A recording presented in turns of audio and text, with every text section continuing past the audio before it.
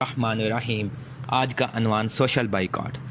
حضرت حمزہ رضی اللہ تعالیٰ عنہ اور حضرت عمر رضی اللہ تعالیٰ عنہ کا ایمان لانا اور نجاشی بادشاہ کا مسلمانوں کو قریش کے حوالے کرنے سے انکار کرنا قریش کے لیے بڑا دھچکا تھا۔ قریش کے سردار چاہتے تھے کہ رسول اللہ صلی اللہ علیہ وآلہ وسلم کو بنی ہاشم میں سے ہی کوئی قتل کر دے، لیکن بنی ہاشم نے اس پیشکش کو ٹھکرا دیا۔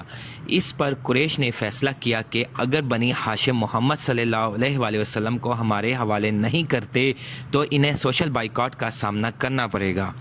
منصور بن اکرمہ نے اس معاہدے کو لکھا اور جب بنی ہاشم کو اس کی خبر ملی تو انہوں نے بھی عہد کر لیا کہ جب تک ہم زندہ ہیں محمد صلی اللہ علیہ وآلہ وسلم کو قریش کے حوالے نہیں کریں گے۔ قریش کے بائیکاٹ کا معاہدہ بغیر کسی مہلت کے بنی ہاشم پر نافذ کر دیا گیا اور وہ مکہ سے 1 کلومیٹر دور ایک گھاٹی شب ابی طالب میں آ گئے۔